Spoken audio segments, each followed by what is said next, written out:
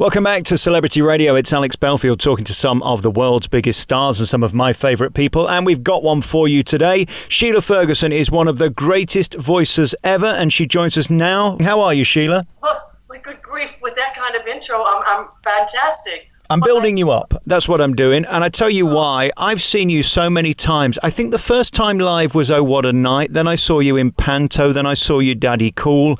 And you're one of those guaranteed acts that you make it look effortless. That's probably the greatest compliment I can pay you. Well, that's lovely. That means my makeup's working and everything's okay. How is the makeup these days? Because if you don't mind me saying, you are delicious. Oh, thank you. Is it easy being a sex symbol? Well, thank you for saying that I am a sex symbol, but what I find is it's not as in getting ready to go out or just being, I just usually my normal self. Obviously on stage you wear more makeup depending on the part you're playing, but in my everyday life it's a baseball cap and Nikes.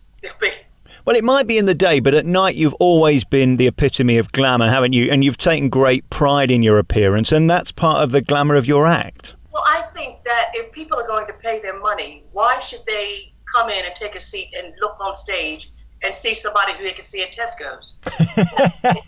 It's got to be an event for them, and I will never lose that love of glitz and glamour. Yeah. I think that's what people pay for, that Las Vegas kind of chic. Exactly. I've been lucky to speak to many great vocalists over the years in your ilk, Sharon D. Clarke and Ruby Turner, and you have got that God-given voice. There's no way you can be trained it. That was something you were blessed with. Am I right? I think from what I've been seeing on TV, I think maybe I was blessed, and I think I take it for granted because it comes natural to me, and I've never had training. So when you sing like that, what I call from the soul, I mean, I know it's a very cliched expression, everything's from the soul, but to me, when a singer sings from the soul, it's not precisely the notes they hit, it's what happens between the notes, the way they bend the notes, the way they hook it all together when they're out-tracking the ad-libs. That's what real soul is. That comes from experience. It comes from not copying other artists. I see a lot of young artists are doing today. They're going on TV looking like a clone of someone else. Yeah. And I don't think you can do that. To be special, you have to have your own identity. Yes, there's not the learning ground there was in the 70s and the 80s. And it is difficult. I mean, other than the reality shows, where can people go to hone their craft? Well, let's put it this way. We came into the business to make a living, not to get a hit record. So we were working and gigging all over the world. And when the hit records came, it was like nothing had changed. We were doing the same show, except we added better lights, better sound, better costumes, better choreographers, other than ourselves. And but our love of entertaining people, knowing how to feel the audience, that's something you only get with experience, and also with making mistakes on stage with audiences. I think I've made them all. So when in the early 70s, I didn't know about you guys' pensions for football. And, you know, we finished Manchester, we were in Liverpool, and somebody in the backstage in the band said, "Oh, Man U beat Liverpool." And I went on stage and said, "Oh, commiserations to you guys for losing to Man U." A riot ensued. I'll never forget that because I didn't know what was going on. And the MD pulled me back and said, "Sheila, they lost to Man U." I said, "Yeah, but it's only a football game." "No, it's not only a football game. It's law." I think when you learn, and we had to leave the stage until they could regain order in the auditorium.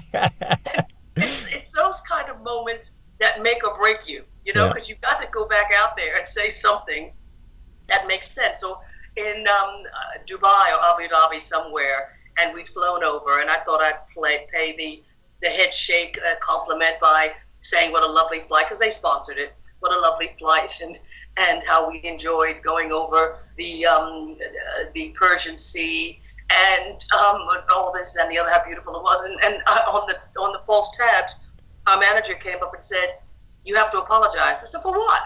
He said, "The Sheikh will close down the hotel. The hotel is only renting land from him. All hotels rent land from him. And it's not the Persian Sea anymore, it's the Arabian Sea." Uh-oh. I said, crying out loud, you cannot be.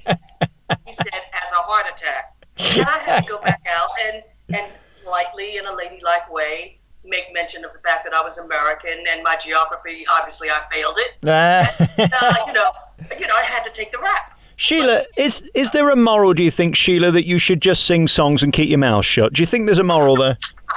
If there was, I'd have failed that a long time ago. I can't. I'm curious to talk to you about your childhood. It was an amazing beginning to your career. I mean, and certainly the 3 Degrees was fortuitous because the way that all ensued came out of a meeting and through your ability to just sing on anything, it seems. Tell us about your start in the business because it was amazing, wasn't it? Well, I guess so when you look back on it. I mean, the first record I recorded at 15, Little Red Riding Hood, hearing that through little speakers on the desk of the little 8-track console they had back then was an amazing feeling for a 14-year-old. And, the manager also managed the 3 Degrees, and they were the same age and novices as well. So we became friends, and I would sing on their records. They would sing on my solo records, and we were just always together. So when one of the girls left, I went in to fill the spot for 2 weeks, and I stayed 20 years. Yeah, extraordinary. And what a legacy of music. I mean, that sound is so anthemic. Is it still thrilling now when you switch on Magic or Smooth or Gold and you hear those songs pounding out the radio? It is really. I wish we were getting the royalties, but that's another story. But it always surprises me that people still, to this day, love those songs. And, I mean, I take it for granted because I sang them. And the harmonies we made up and all that, we just did it because we thought we were trying to be better than everybody else. So clearly, we had something that I've never been able to put my finger on. And I think that's a good thing because I believe the difference in a star and a superstar is humility.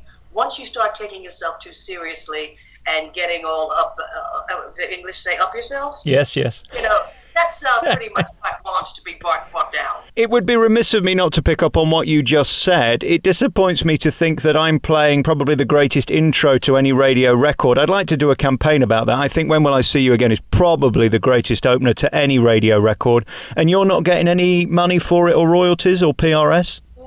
No, we get the airplay, PRS and PPL. And as a PRS for writers, and obviously I am a writer. The royalties for sales, when we left the manager in 1983, he decided not to pay us anymore. And it's so complicated that the old boys school doesn't want to release the contract. And in order to sort it out, I'd have to get together with the other two who were there at the time. They've gone their way and I've gone my way. And it's just one of those situations that are untenable. What are the lessons that if you were speaking to a young artist now, you'd tell them? Is it about getting everything signed and sealed right at the beginning because now it's too late? Well, particularly for today's artists, which is why I work with PPL and PRS as a non-executive director, that's my way of giving something back. What I would say to any young artist now or any old artist now is to not make the mistakes we made of being so in love with the grandioseness of it all. The manager presents this wonderful contract to you that you must sign. And you're young, you're 17, 18 years old, you want to make it. You sign a darn thing against your parents' good wishes and all that goodwill. And my advice in short would be read every word. Ever since then, I have read every line. In fact, I rewrite my contracts. As a live artist, I don't think there are many in your class. Are you going to do musicals again? Are we ever going to see you doing that again? Well, oh God, yeah. First of all, I live in Mallorca, and I'm also looking for property in the UK because I need to be there more. But I do start the next David Guest I've Had the Time of My Life tour on the 24th of September. And that's with Bill Medley, myself, and a whole lot of other people before you get to what I'm doing. And then a few weeks after that, I have Panto in Carlisle this year. And then some private functions in January. So I do stay busy. There aren't that many vehicles in the West End at the moment for people of my ilk and color. So that kind of reduces. There's not enough black substance in the West End. And, the producers go with what they want to go with, Yeah. And just the way it is. And you have to take the bitter and see something will come along. Thoroughly Modern Millie came along. Soul Train came along. Oh, What a Night came along.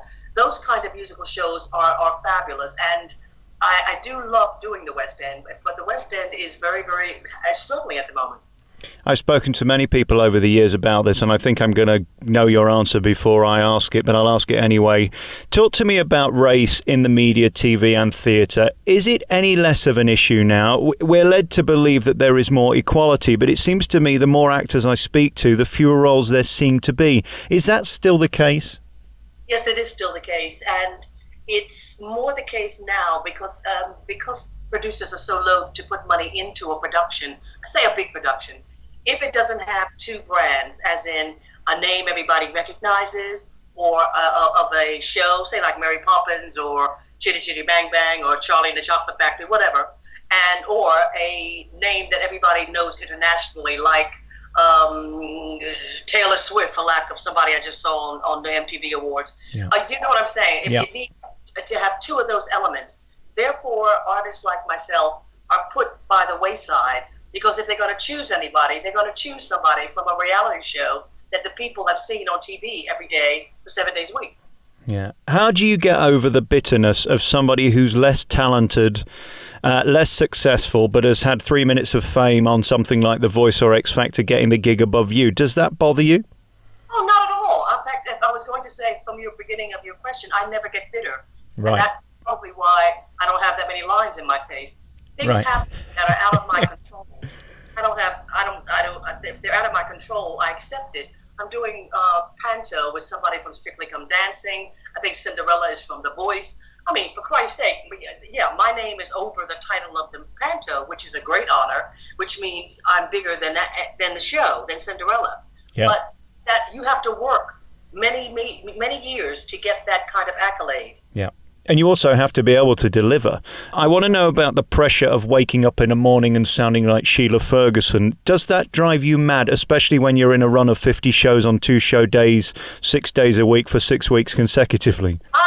It does. It drives me absolutely bonkers.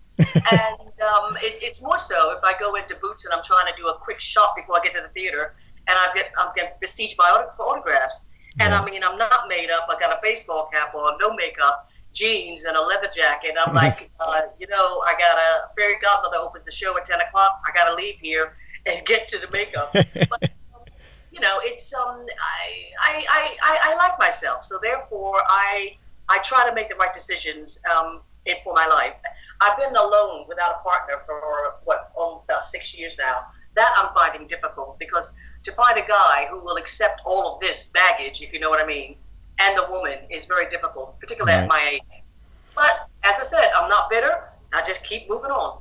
Are you actively seeking? Have you tried Tinder, for example? I hear that's very good. I'm glad I didn't, because I think they might have been hacked as well. No, that's Ashley Madison. That's for married people. You're okay. You're safe. At least they'll stop popping up all the time. But, well, you could do with a few things popping up, Sheila. Come on. We all have needs. No comment. I'm sure that my day will come. I mean, you've always seemed to me so confident and embraced who you are and what you are at every stage in your career. Is it tough getting older? I mean, is that something you think about? Because to me, I see you as Sheila Ferguson, the amazing voice. I don't think about your age. It's interesting. No, it's interesting to me in that with the Facebook and the Twitter and everything, everybody's calling me a legend. And I'm thinking, my God, when did I become a legend? I was Sheila 10 years ago. Now I'm a legend. Right. And when you have that kind of accolade around you, it makes you less attainable. It gives you more pressure to deliver because you are a legend. But then again, they're in your pocket when you walk out there.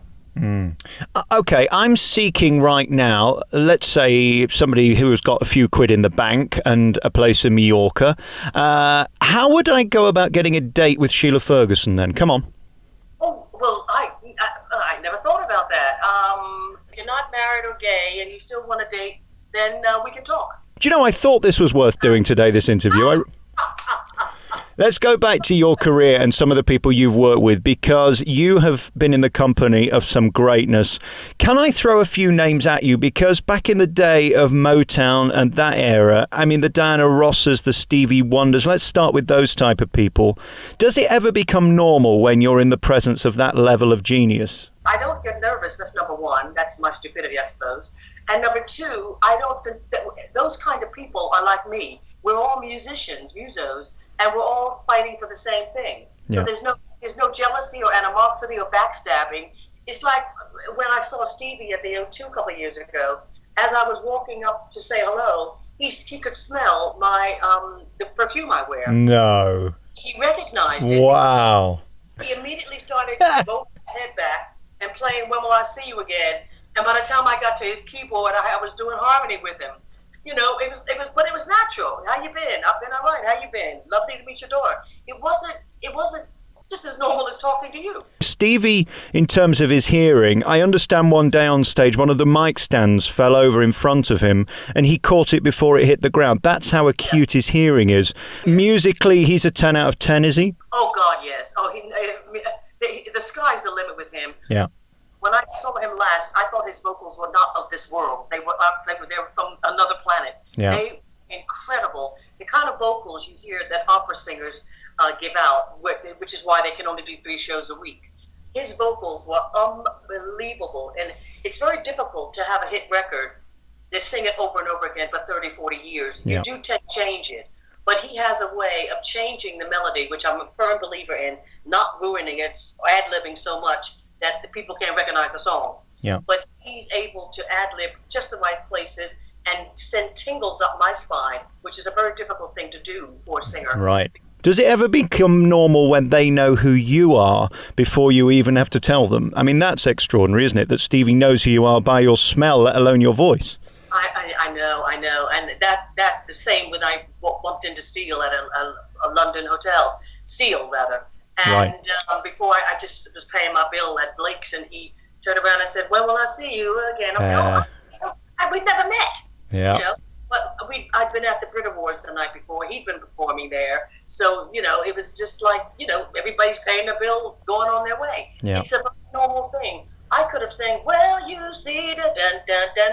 I told them that I do that in my show, and you know, we had a little exchange, but it's not star oriented. It's music oriented. Yeah. As Sheila mentioned earlier, she's touring the UK with David Guest's new production called Time of My Life, featuring Bill Medley. We spoke to Frida Payne the other day. She's in the show. And of course, Sheila will be knocking them dead. I guess for you can't really comment on this because it's a huge compliment, but is it fun stealing the show? You know you've got a set of chops that is so enormous that you can walk out and kill it. That must be thrilling. You put me on a big spot now, because that's what people are saying on my Facebook pages, and I get this one guy. He gives me every day a countdown to how many days before he sees me. And you know, every time I open his thing, I'm thinking, oh God, more pressure. You know, I got to learn this Bill Medley duet, for crying out loud. Is this man single? I mean, is there any way we could get you a date with him? I could make this happen for you, Sheila. No, too short, wrong gender. You're very picky. You can't be picky. You know what I mean? You can't have it both ways. If he's gay and short, But you could be good friends. Only if he does good admin, plumbing, knows how to do IT, and all the things that I want ready, as long as I push a button. There you go. And can mow the lawn. And a gardener, yeah. There you go. You mentioned the word Vegas earlier, and I'm fascinated by the legends of Las Vegas. Can I ask you, did you ever meet Elvis or Sinatra? Those, for me, are the benchmark of male legends.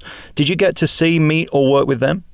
We were, Sinatra came with Joey Bishop, the Rat Pack, to see us at then Sammy Davis, Joey Bishop. Wow. You know, at the Copacabana, the time we were there when we filmed The French Connection. And Joey Bishop and Frank Sinatra came back to the dressing room and said, "You gals are great. Marry a white man and retire." Just kind of mentality that, you know, and that's the way they talked. You know, it was them. You don't say nothing to them. They were gods. And in terms of selling a song and phrasing, was Sinatra the king? I see. I love so many artists for so many different reasons. People are always astounded to know that my favorite English soloist was Matt Monro. Yes. And as a child, I listened to him, and Mona Lisa, A Portrait of My Love, is probably one of my favorite ballads. And the clarity in his voice, and I didn't even know he was English. The clarity in his voice was no one has that. Right. The way he Frank Sinatra bends and does notes. No one has that. The way Tony Bennett ad-libs and goes around and augments his voice with the instruments. Nobody has that. So I find it's like I love Mary Mary. I don't like every song they do, but you know what I'm saying? Yeah. I take it by the song, not by the whole artist. I love Toni Braxton, not everything she does. Mariah Carey, not everything she does. So, and I mean, Marvin Gaye, I had a crush on him. That's why I became a singer. I wanted to meet him, and he was on my gig. So, if you want something in life, I think what I'm trying to say is you go after it and you get it. It seems that Las Vegas is a natural home for you because that's a place that you can't fake it. If you do, you'll be closed in 2 minutes. Have you ever considered doing the show in the desert? Because, I mean, it's a natural home for somebody of your talent and voice. Yes, but it's also very oriented to the stars of today. I mean, I'm not Kanye West. I'm not Kim Karat, whatever her name is. Thank God. And, yeah. And I'm not, who's that guy on Celebrity Big Brother, the scoop person? My name is not known in America, so I'm not going to kid myself and say somebody's going to offer me a job. That's not going to happen. More likely to happen in Europe or in the French Riviera than it is in America, to be honest, unless an album comes out, which could happen in next year. The Big Brother house or any of the other shows, would you be interested in those, or was I'm a Celebrity quite enough? I think I'm a Celebrity, being the biggest one, was probably the one to do in the mid-2000s. 2005 or 6 I did it, rather.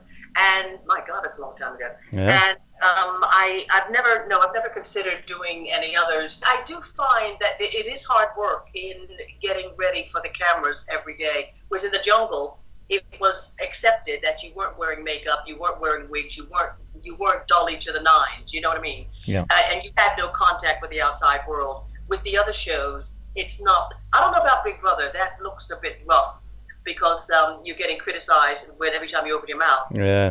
It's become sort of baiting, hasn't it, that program? It seems like everybody's trying to bait everyone else to punch them. There's something quite unedifying about that.